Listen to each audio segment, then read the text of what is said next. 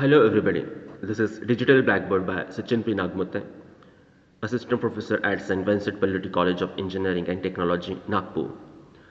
So in the series of single phase transformer, we are discussing all the topics of transformer. In this video, we are going to discuss about losses in transformer. So let's start.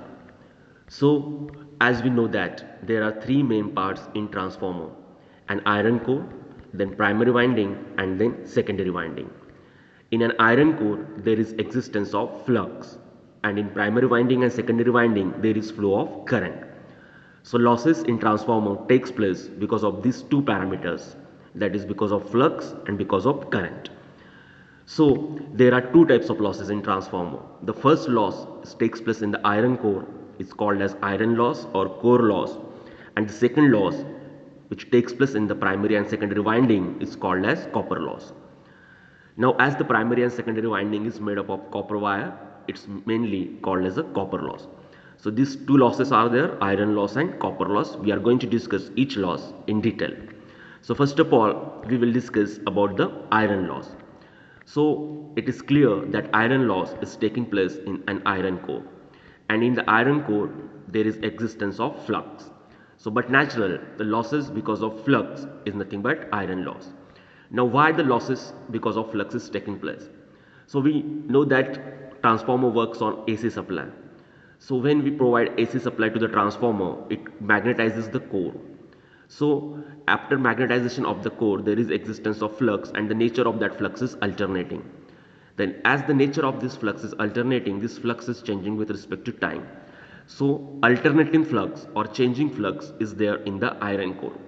Now because of this alternating field or because of this alternating flux, the losses takes place in the iron core. So the first loss is called as eddy current loss. Now what is this eddy current loss? So as the flux is alternating, it links with the iron core. When the flux links with the iron core, according to Faraday's law of electromagnetic induction, there is an induced EMF in the iron core. And as there is induced EMF in the iron core, there is short circulating current in the iron core, and this short circulating current is called as eddy current, and losses because of this eddy current is called as eddy current loss. So the first loss in the iron core is nothing but eddy current loss. Okay, so what is the reason for eddy current loss? So alternating flux links with iron core, then it produces EMF in the core according to Faraday's law of electromagnetic induction.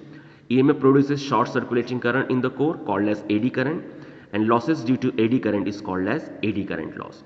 So this is the first iron loss.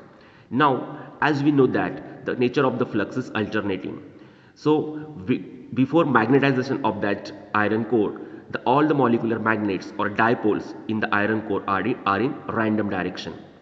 But when the core get magnetized, all the molecular magnets or dipoles get aligned in the uniform direction.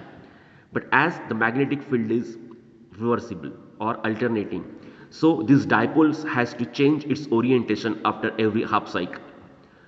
So the change in flux, it means nothing but the change in the direction of molecular magnets or direction of dipoles. So because as this dipoles has to change its orientation after every half cycle, there is again some energy loss takes place, and this energy loss is called as hysteresis loss. So there are two types of iron losses, that is eddy current loss and hysteresis loss. Okay, so iron loss or core loss, there are two types of iron loss or core loss. First is eddy current loss and the second is hysteresis loss. Both the losses are because of the flux. So eddy current loss as well as hysteresis loss depends on flux, and flux in transformer remains constant from no load to full load, and that's why iron loss or core loss is called as constant loss. So what is the reason we call iron loss as a constant loss? Because these losses depends on flux, and flux in transformer remains constant from no load to full load. That's why this loss is called as constant loss. Now the next loss is called as copper loss. So this copper loss takes place in the primary winding and secondary winding. So as we can see, there is current flowing in the primary winding as well as in secondary winding. So when current flows in the primary winding and secondary winding and secondary winding having resistances. So let R1. So R1 is the primary winding resistance and R2 is the secondary winding resistance. I1 is primary current and I2 is secondary current. So but natural, when current flows through a resistor, again power loss takes place, and the formula for that power loss is I square R. So I1 square R1 is the primary copper loss and I2 square R2 is the secondary copper loss. So the addition of these two losses called as total copper loss. Okay. So copper loss takes place in primary winding and secondary winding.